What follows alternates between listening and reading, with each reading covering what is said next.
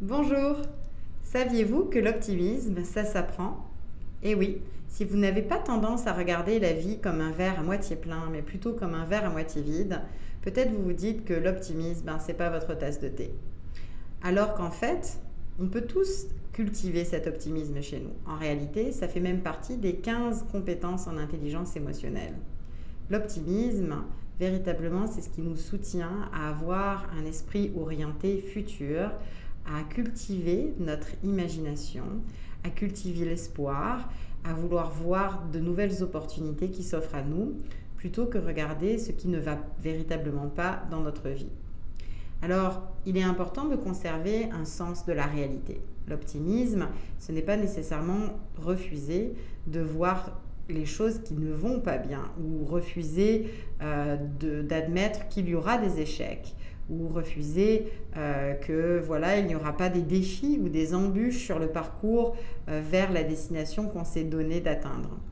Au contraire, l'optimisme, c'est décider d'accepter quelque part qu'il y aura des défis, qu'il y aura des embûches, mais croire profondément en nous-mêmes qu'il y a des manières de les surmonter, qu'on trouvera des solutions pour y arriver et ne pas perdre finalement cette flamme qui nous anime et qui nous permet de rebondir et de bâtir justement la résilience nécessaire pour nous adapter au changement.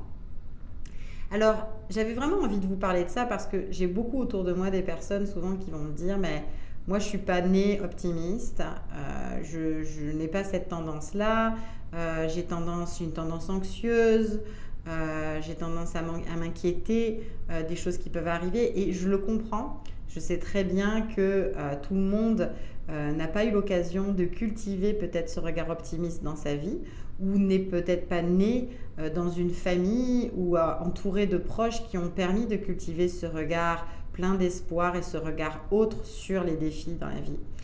Puis peut-être aussi que vous vous dites, j'ai connu des embûches réelles dans ma vie qui m'ont poussé à regarder les choses avec un certain pessimisme. Or, vous voyez, la coach en moi est aussi sociologue. Et en bonne sociologue, j'ai beaucoup de mal à accepter l'idée que nous sommes nés d'une certaine manière, en regardant la vie du moins, et que nous ne pouvons pas du tout changer notre regard sur la vie. Je pense que le regard sur la vie que nous avons, il est fortement influencé, cadré, entretenu par les relations dans lesquelles nous sommes, par l'apprentissage que nous avons eu très jeune dans notre vie, par des messages que nous avons reçus de la société, etc. Puis évidemment, il peut y avoir des traits de caractère qui renforcent cette approche peut-être plus pessimiste.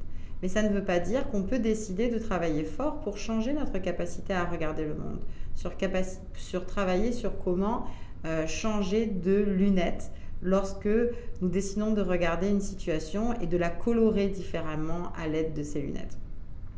Donc concrètement, comment faire pour augmenter un peu son optimisme, comment le cultiver au quotidien si c'est quelque chose qui est assez relativement nouveau pour nous et qu'on pense qu'on était pris au piège avec notre pessimisme ou notre anxiété. Véritablement, le premier pas, et forcément je prêche pour ma paroisse, mais c'est la vérité, c'est de parler avec quelqu'un qui va vous aider à pratiquer cet optimisme, donc qui va vous aider à muscler cette habitude de regarder les défis d'un autre œil. Donc forcément, un coach est vraiment équipé pour faire ça parce que dans une séance de coaching, on pose des questions puissantes qui visent à faire glisser un état d'esprit à un autre ou à inviter la personne avec laquelle on discute à chausser d'autres lunettes. Donc il y a vraiment l'envie derrière ça, sans jugement de la personne, sans juger la personne pour sa capacité peut-être à formuler les choses différemment que le ferait un coach, mais en la poussant finalement doucement et avec respect à augmenter la façon de parler d'elle-même ou de parler des situations. Un premier aspect de ça, puis j'en ai déjà parlé dans les vidéos précédentes, c'est le langage en fait, la façon dont on parle d'une situation.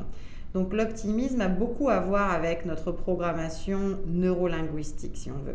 Dans ma formation de coaching en fait, elle-même était très ancrée dans la PNL, la programmation neurolinguistique, parce qu'on prête une grande attention aux mots qu'utilisent le client en face de nous, pour pouvoir utiliser son vocabulaire de manière à ce que ça résonne chez la personne et qu'elle puisse avancer avec ses propres schémas de pensée. Mais de l'autre côté, l'objectif aussi de travailler avec cette manière-là, d'utiliser, de faire plus attention aux mots qui sont utilisés par la personne, c'est qu'on va pouvoir trouver des manières, quand on est un praticien de la PNL, de reformuler d'une manière qui reste quand même fidèle à la personne, mais de reformuler au positif les mêmes phrases. C'est-à-dire, je vais donner un exemple.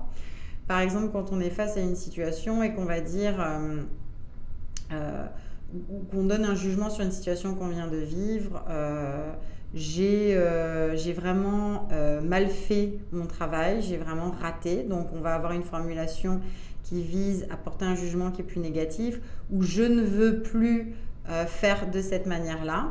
Le coach ne va pas remettre en question le fait que vous avez peut-être fait un mauvais travail ou que vous n'êtes pas satisfait avec ce que vous avez fait. C'est votre droit et c'est valide comme sentiment. Mais la façon de travailler, c'est qu'on va vous poser une question positive. Donc, on va vous dire, ok, d'accord, vous n'êtes pas satisfait, vous ne voulez plus fonctionner comme ça dans le futur. Comment voulez-vous fonctionner? Donc, comment, à la place de sentiments que vous avez, comment le remplacer par quelque chose finalement qui est positif, qui est ce vers quoi vous voulez vous tourner. Et c'est en ça que l'esprit positif est fortement attaché à une dynamique centrée sur le futur.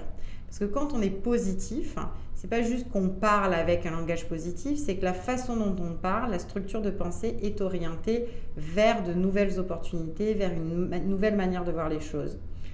Et ça rentre complètement dans la façon de stimuler son néocortex, qui était aussi le sujet d'une autre vidéo que vous pourrez retrouver dans les archives sur mieux comprendre son cerveau, où je vous expliquais que bien souvent, c'est la partie de notre cerveau qui nous permet de rêver, d'imaginer, d'avancer, de voir les choses d'un nouvel œil et qui va être davantage orienté vers le futur.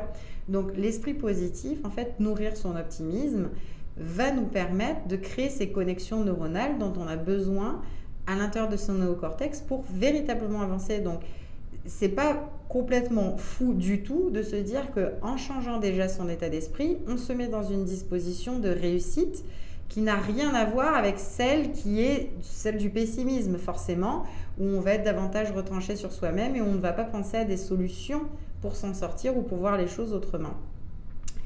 L'autre chose sur l'optimisme que je voulais dire aussi, c'est que l'optimisme, encore là, c'est pas une manière de refuser de voir la réalité ou de se réfugier dans le rêve.